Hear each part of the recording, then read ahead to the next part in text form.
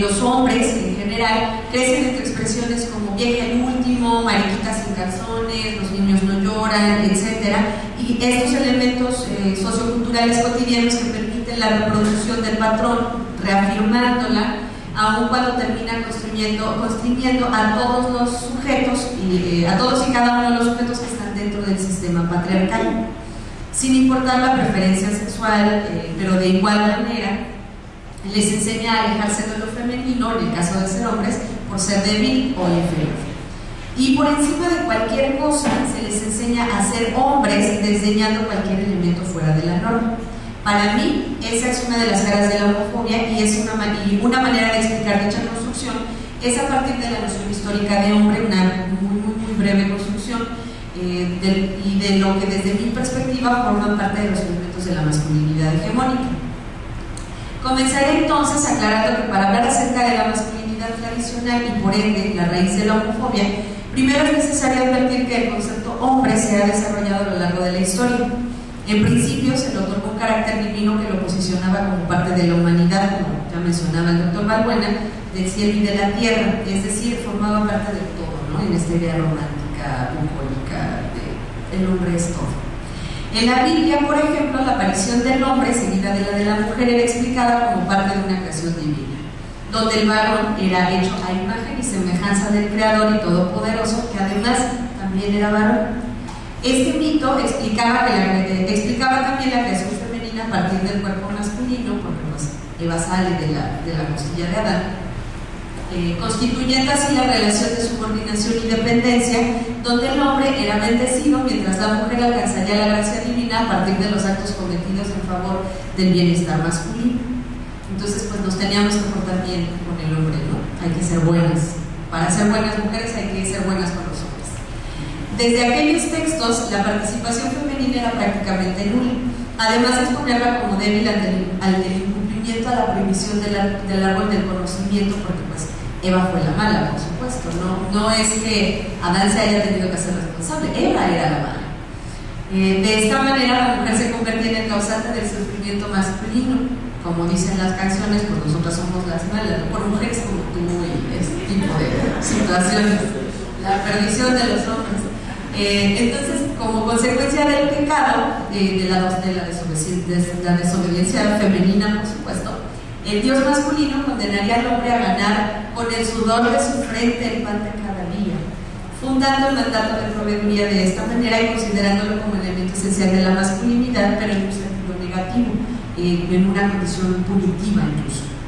Además de identificar la superioridad masculina por encima de la femenina, al confinarla a la crianza de la prole, el cuidado del hombre y el hogar, desproporcionando además las dimensiones relativas a la convivencia tras considerar a la mujer como un elemento peligroso ante los mandatos de Dios.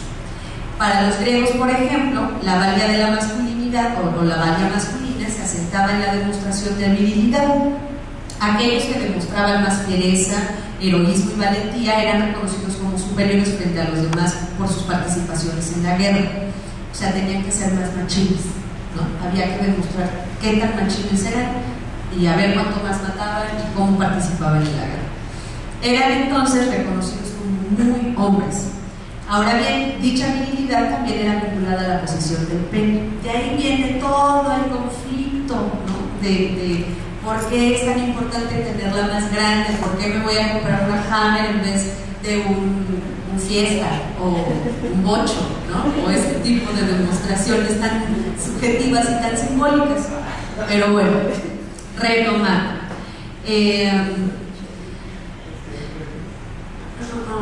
Por ende, la condición masculina era relacionada respecto de tenerlo o no. Formaba parte esencial y sustancial de ser hombre, naturalizando así la condición masculina y construyéndola además a las diferencias biológicas primarias.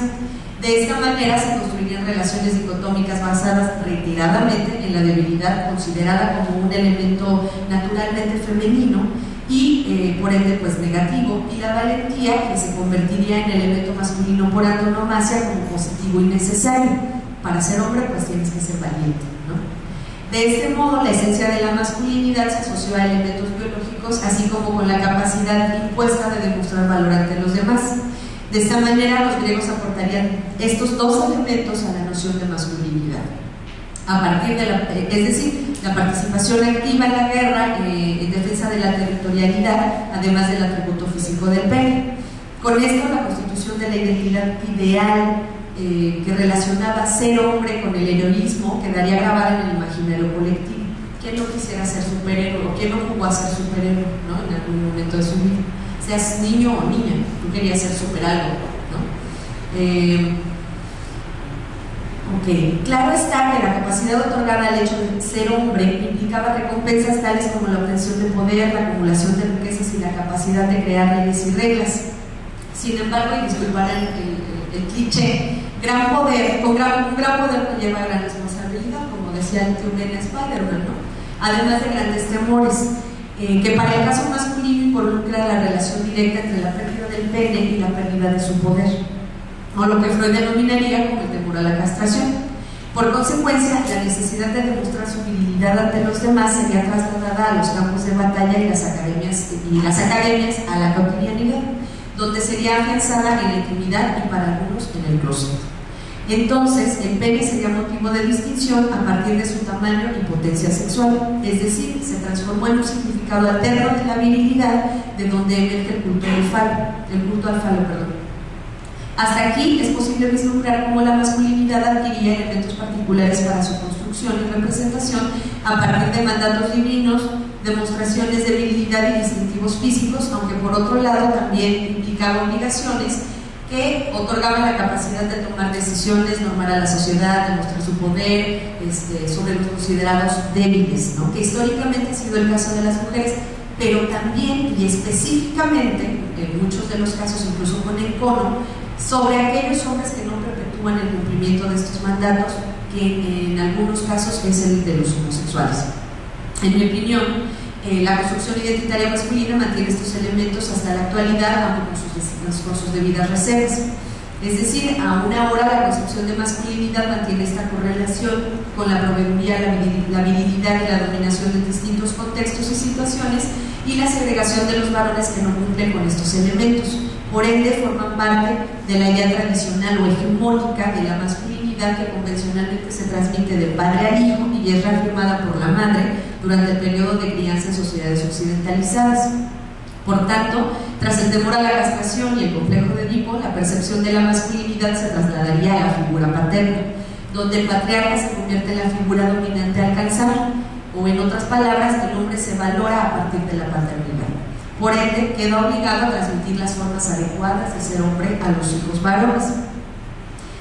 Como ya había mencionado, la masculinidad entonces se constituía inicialmente con el mandato a la proveeduría, que obligaba al varón a hacerse cargo del sustento de la mujer y la prole, y a este mandato entonces le agregamos la demostración de virilidad que constituye al héroe inalcanzable, que no solo queda supeditado a demostrar su valentía, sino también frente a sus pares, sino también en la intimidad. Como consecuencia, el valor agregado a la posesión del pene se asociaría a la imagen de hombre viril. A estos rasgos de masculinidad se sumaría la paternidad. Posteriormente, la decisión entre el pensamiento religioso y el racional durante la Ilustración impondría el deber ser que precisaría a los varones a comportamientos sociales regidos por la moralidad y la racionalidad. Aunque desde mi perspectiva la noción de moralidad y el mandato de proveeduría orillado por la culpa detonada ante el incumplimiento divino son caras de la misma moneda, así como la homofobia y la represión culpígena del deseo homoerótico son igualmente correlativas. Es decir, mientras que la culpa impuesta por el pensamiento religioso determinaba comportamientos y acciones a seguir por los hombres, la racionalidad imponía de igual manera un comportamiento recto hacia la sociedad, o straight, ¿no? Como este juego de palabras. En ambas situaciones, la normatividad, que fuera religiosa o social, determinaba el campo de acción masculino. Debemos tener en cuenta que aunque la sociedad estaba masculinizada, la normatividad también afectaba, por supuesto, a la población femenina, aunque esta fuera considerada como la parte frágil de la masculinidad. Claro que esto no nos explica absolutamente todo. A inicios del siglo pasado, la observación sobre las conductas humanas, en específico de las pasiones, cuestionaría la concepción de masculinidad construida y reafirmada históricamente y haría referencia a la capacidad humana de mantenerse al margen de dichas pasiones. Por ende, implicaría la necesidad de demostrar sus emociones. Entonces ahí le damos vuelta a la razón práctica kantiana, ¿no? A la razón pura kantiana, y entonces empezamos a sentir nuevamente y a expresar las emociones. De esta manera los varones en particular se empiezan a enfrentar a la incongruencia propiciada entre la razón y las emociones que los atraviesan y comenzarían a cuestionar las figuras dominantes impuestas. Es entonces cuando la noción de hombre, al igual que su forma de conducirse, relacionarse e incluso diferenciarse de los otros, que es el caso de la masculinidad o lo que se entiende por masculinidad, sería puesta en tela de juicio. En este contexto, la idea del buen hombre debía cumplir con la proveeduría, ejercer una sexualidad desenfrenada y heterosexual, demostrar su valentía en pos de convertirse en héroe, la dominación de las pasiones anteponiendo la razón y finalmente ser padre. De esta manera, pues, todos estos elementos se asimilaron y entonces la idea del varón heteronormado y heterosexual emerge, se convierte como en el gran molde que empieza a distinguirlos a todos. Donde los varones homosexuales, por supuesto, no tienen cupo y por ende buscarían esconderse de los dominantes. Es decir, la concepción de una masculinidad tradicional y hegemónicamente impuesta quedaría contrastada ante la incontenible necesidad humana de demostración de afectos y la búsqueda de amor, aunque seguiría constreñida, por supuesto, al vínculo existente entre la dominación sobre los débiles, sobre los débiles y el poder. En resumen, a partir de la imposición de una masculinidad tradicional, la segregación de los distintos, ¿no?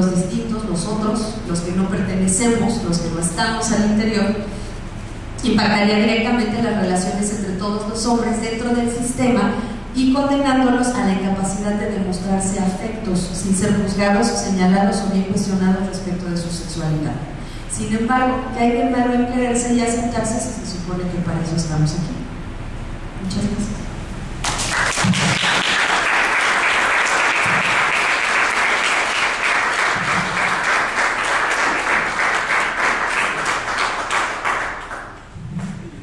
Nuevamente agradezco la presencia de Tatiana, y a continuación el maestro Julio Guerrero Mondaca nos presentará su ponencia titulada Una reflexión sobre la homofobia como limitante en la vida de varones heterosexuales. Julio Guerrero es psicólogo por la Universidad Autónoma de Baja California y maestro en estudios socioculturales por el Instituto de Investigaciones Culturales Museo. En sus intereses académicos se encuentran los estudios de género de los hombres y el estudio de las masculinidades. Actualmente también se desempeña como docente de la misma casa de estudios. Adelante. Buenas tardes. Bueno, pues yo les quiero hacer esta reflexión que está nutrida de experiencias personales como varón, de información recogida de la investigación que realicé cuando estaba en la maestría platicando con varones que consumían drogas. Se nutre también de otras experiencias con amigos, con colegas que, asumidos como heterosexuales, mostraron por ahí algunos gestos de homofobia en conversaciones. Se nutre también de la parte teórica del trabajo de Víctor Seitre, que hace un análisis sobre la vida emocional de los varones heterosexuales. Se nutre del trabajo de Michael Kimmel y su ensayo sobre homofobia, temor, vergüenza y silencio, y se nutre del mexicano Guillermo Núñez, quien hace una deconstrucción de la homofobia y que hace alusión de cómo la homofobia es básicamente un temor de los hombres a amar, ¿no? Bueno, y quiero iniciar esta reflexión hablando de dos anécdotas muy específicas. Una es de cuando yo trabajaba en una casa hogar. En alguna ocasión me llegó a buscar un adolescente como de 14 años, y la primera pregunta que me hace al entrar, bueno, quiero dar el antecedente que este joven de 14 años lo había estado atendiendo, ¿no? Él tenía un antecedente de abuso sexual por un hermano. Entonces este conflicto de que esto lo volviera homosexual era una constante siempre que platicábamos, ¿no? Entonces ese día en especial llega a mi oficina y me pregunta así a rajatabla, ¿no? Julio, ¿cómo puedo saber si soy joto?